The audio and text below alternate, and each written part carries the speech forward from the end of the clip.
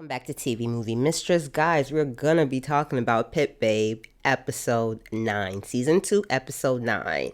And I have watched this episode about 3 times and I have fully still not processed everything that has happened. So if there's anything I've missed out or just perhaps goes over my head completely, please forgive me. And feel free to also point it out in the comments as well. But other than that, fantastic episode. Fantastic. We're continuing this plot line from last week, from this season, where you've got Willy, who has just been set up as this chaotic force that has come into the lives of Babe and Charlie.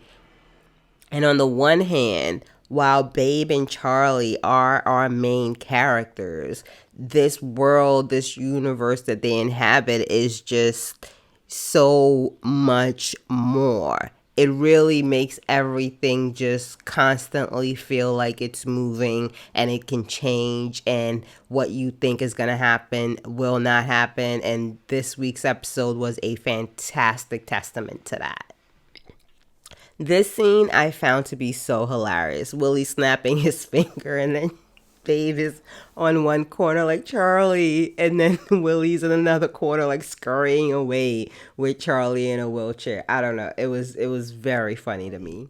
But what happens, right? With Willy knocking Babe out, that gives him the opportunity to escape with Charlie. And the entire episode ends up revolving around how do we get Charlie back? The effects of Charlie's kidnapping, in a sense, which just sort of, again, kind of shows you, is it right to say how important Charlie is? But yeah, because he's made X-Hunter, right? This group of racers, they were a unit before Charlie.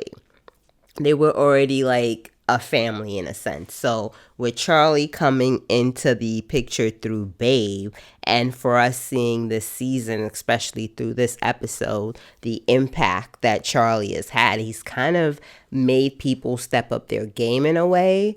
But we'll see. But yeah, outside of that, Charlie's gone, and we see the influences of him being gone, not just on Babe's side, not just on X-Hunter's side, but also on Tony's side. Of course, outside of the chaos Willy has created within X-Hunter and for Babe, we have the chaos he's now causing with Tony, right? Tony, who has had this game plan. We've been saying Tony's a planner, Willy's chaos, Well, I also said, how is Willy controlling such a wild card? How is Tony controlling such a wild card like Willy? And that's because he's got a chip in his body, which absolutely makes sense.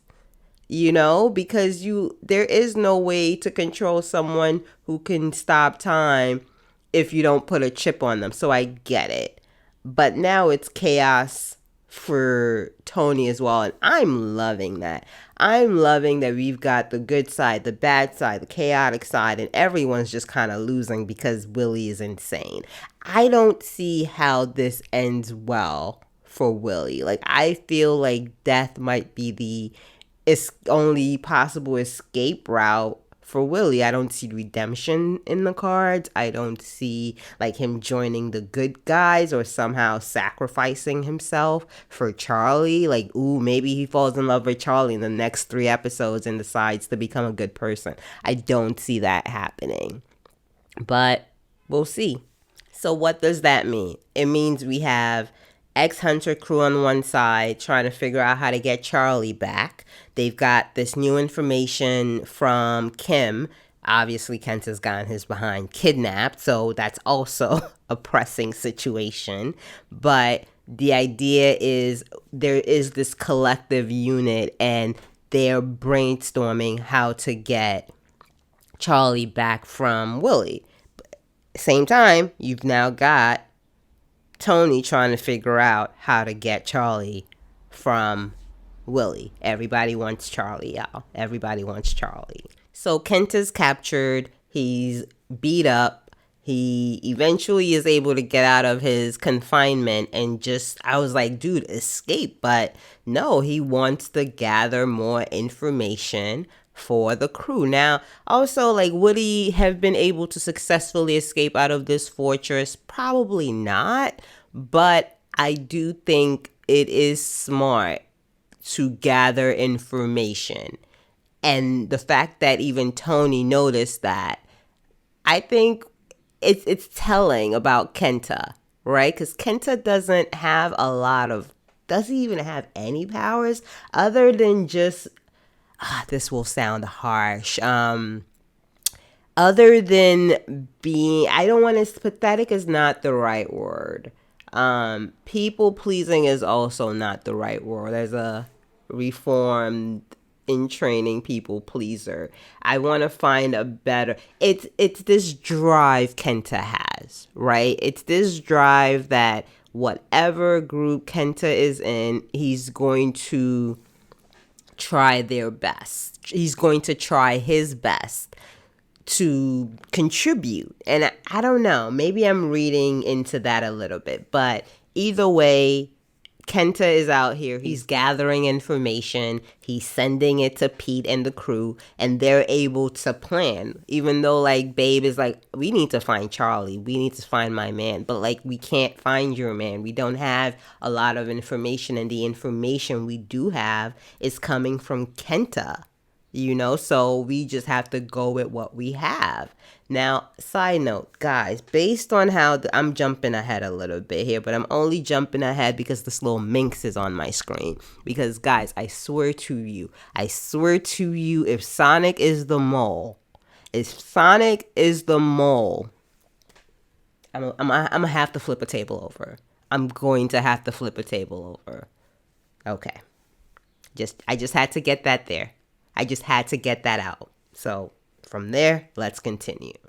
So they continue to try to find Charlie to no avail. They're trying all their luck. But again, this is such it's taken an emotional toll for, I was about to say Pavel. It's taken an emotional toll for Babe. And I think this moment with Alan did such a good job in capturing his sadness and that feeling of loss that he's going through because his baby's gone. But, Babe is not the only one going through stuff, Everybody else in this crew absolutely has their issues. We have the revelation that Chris is actually Tony's son. Guys, sometimes I feel like I'm not watching this show because I do not recall when this reveal was made. I swear to y'all, I watched this episode at least 3 times. I watched last week's episode 2 to 3 times, if not 4. Where was the revelation? Like, I know Chris was being mad nosy in Pete's home last week. We had that. But where was the revelation of I'm Tony's child? And does that mean you're Tony's child like how Babe is Tony's child? How Charlie's Tony's child? Or are you like Tony's child biologically? You get what I'm saying? Like, and I've been honest. I said before, like, a lot of Chris just goes right over my head. But I'm still paying enough attention for me to have been to think I would have been shocked if, we found out that, Chris was Tony's son. I don't know. But yeah, this is somehow, though, what it takes for Pete to be I need to consider this relationship. I need to think a little bit more about this relationship. Finding out. Not the fact that he's your ex's doppelganger. It's the fact that he's your enemy's son. That is now the line. Pete. I don't have any words. And because of Pete being I trust you, but I'm hesitant, that then necessitates a scene where we're supposed to see Chris with coworkers who are you're not a terrible person. This scene, they're I found this scene a little bit ridiculous. It's a scene for a scene's sake. I guess it's supposed to help us see Chris is more of a human and not like this terrible scientist who only cares about himself.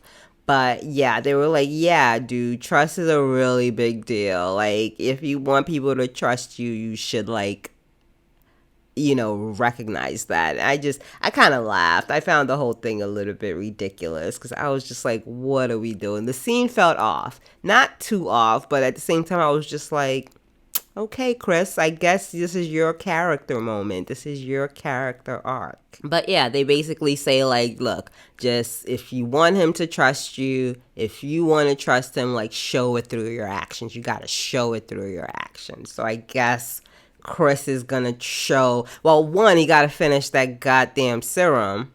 Is there, whatever. What's it called? The skill nullifying drug. He has to finish that, like Chris says. If like Pete said, if you want them to trust you, this drug that everyone is like counting on, finish it. And I was like, fair. Very fair. And here's another couple going through their issues. You've got Alan and Jeff. Jeff finally finds out that Alan has been keeping like this medical situation away from him. Like he finds out like his disc, like due to his last race, the disc in his spines are compressing, which is not a good thing. He has to get surgery for it, but he's been pushing back against it because he needs to be here for the team. But it's one thing for you to need to be here for the team. It's another thing to not have that discussion at all with your partner. And that's what Alan doesn't understand, and what Jeff points out to him. Like, you have this whole ass medical issue happening here, but you're not talking to me about it. Like, do you think I'm shallow in this relationship? Like, we live together. Do you not think I will take care of you? I can take care of you. Do you not love me enough? Do you not trust me enough? And of course, none of that is it, right? Alan just wants to like avoid not being there. But at the same time, dude, what if you just drop dead the next day? Like, I don't think that's a good answer either. So the answer is absolutely communicate with the person who is living with you, who's sharing their life with you. Don't let them find it out from a random phone call from the doctor's office, because it cheapens what the both of them have. So yeah, obviously Jeff is not happy about that. So from our couples, not a lot really happens with North and Sonic. We'll get there.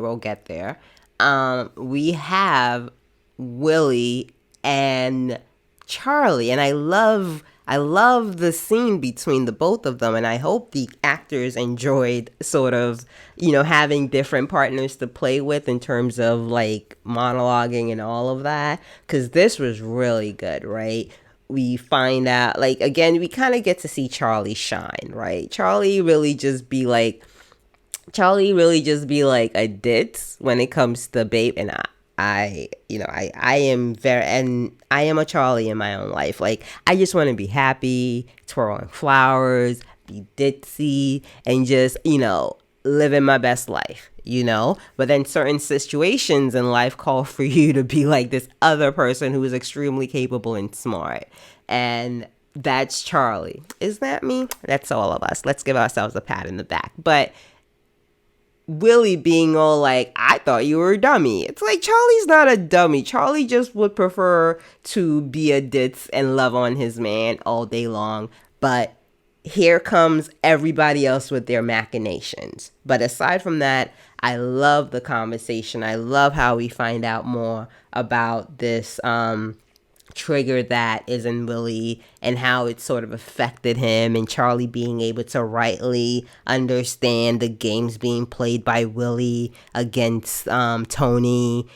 But also we see this anger. We see this anger in Willy that's been coming up since maybe episode 7. Like, a homeboy is really hurt. And again, like, he was tortured by Tony. I mean, he's got to be the one to kill Tony, right? But there's a lot of anger and hurt and pain in Willy. And the actor, I believe, again, his name is Milk. He does such a fantastic job, I think, conveying the brokenness that is Willy week after week, especially around like Charlie and them, right? Like they found a family. They found a unit, you know? But Tony found him and just kept using him and molding him into this weapon, right? Like, how dare y'all be out here happy after making things worse for me on the other side? Like, completely acceptable crash out. So what does Willy do? He negotiates with Tony. I'll give you Charlie, but you need to get this chip remover out of my head stat. That's the only way this is continuing. And I think this would be the moment to play that hand, right? Because Tony is so close to his ultimate goal to now have Willy do his nonsense, but also he knows that Kenta and Pete and Kim and all of them are trying to figure out a way to like get into his fortress. This was also another funny scene because it's just like, again, I was like, Kenta, get the heck out of here. But when I realized like what he's doing is gathering more information and sending it to the crew, which is way more helpful than if he would just save himself, because our boy Kenta is just out here always being self-sacrificial. He deserves like a spa day after all of this is over if he lives. But I also find this, I believe it's Wen who is, now elevated himself to like be Tony's secondhand goon. And now he just tells everybody in this room, take off your hat one by one. I'd be like, everybody take off your hat all together. What's this one by one? But anyway, I found this scene funny and I'm looking forward to him dying. Not Kenta. When? So what's the plan? Kenta's fed Pete some information. The exchange is going down for Charlie at the racetrack. They've got the plan, they've got the location, and they're ready to go for it. And oh my God, where this ends up, did not see coming. So Kim has a moment where he's thinking of the sweet memories he's made with Kenta. And then we flash to this other scene where it's Alan and Sonic. And y'all, again, I repeat, if Sonic is the goddamn mo, my heart is gonna break. My heart is gonna break. Like, y'all will hear it on TikTok. I will shed tears because okay, let's continue. Anyway, the setup is set. It's race day. Babe is ready to go. Dean is ready to prove himself. Everybody knows what they have to do. And this to me felt like a very convoluted plan, because here we go. Step 1, race day. Step 2, start racing. And y'all, the plan worked. I am shocked at how well this plan went. They corner Willy. Babe basically chokes the oxygen from him, and Willy gives up the details as to where Charlie is. Dean is there being helpful, being like, yeah, I'm part of X Hunter. And, again, everything goes well. So the rescue team is getting there real close. He gets the information out.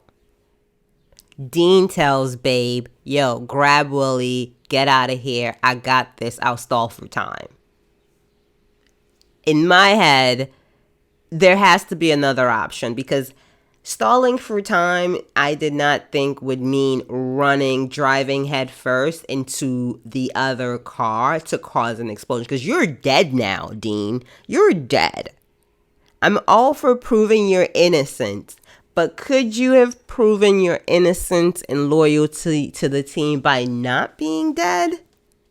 Was that not enough? Guys, I was shocked. I was shocked because I was like side-eyeing him. But I wanted him to prove that he was loyal. I didn't want him to just die. Like, I don't even think he was on my is he gonna die list. I've got everybody else out here. I did not have Dean. Like, again, I myself get caught up in thinking the action is only with Charlie and Babe. Like, the score of life and death is kind of with our core characters. But, this kind of reminds me that it's with everyone. And I like how they reminded us with 4 episodes to go, that there are stakes to this show, It's not like, I'm not saying like Dean was a major player, but he was known enough, right? And if Dean can be taken out, North can be taken out. If North can be taken out, like, yo, again, back to Sonic, he better not be the mole. But yeah, this was wild. This was absolutely wild to me. But yeah, the episode ended in a haze of explosion. Dean is probably dead unless there's some other trick to it. But no, I think we can safely assume he's dead. But Babe has Willy and also the information as to Charlie's location. So I'm hoping episode 10 we are able to rescue Charlie. This is not going to make Tony happy. And I guess this is going to make Tony, if his henchman is dead, he will now have to sort of step up outside of the shadows now that his henchman has gotten himself killed. This was the stupidest thing ever on both sides. So episode 10, I'm looking forward to it. It's going to be interesting. I want to see how it ends up being resolved. People out here on the internet streets have been posting clips of episodes 2 episodes away. I hate y'all because like I feel like sometimes I see those clips thinking something that's already like current or up to the episodes we're on, just to be like, no, that's a scene of something that hasn't even happened yet. And could you guys stop it? You're ruining it for folks. Stop being a twat. I don't even know where y'all are getting clips of the show 2 to 3 episodes in. Holla in my DMs if you do. But stop sharing them unless you want to share it to me in my DMs. But stop sharing it and making me confused, because that's what you're doing. But yeah, outside of that, another fantastic episode. Episode 9, we've got 10, 11, 12, 13. That is 4 episodes left to go. And I am excited for each and every one of them. You cannot tell me I am not. Like, I look forward to Pit Babe week after week now. And now I'm going to have to go watch this week's episode of My Stubborn and figure out what even is life after watching such a good episode of television. But that is my burden to bear.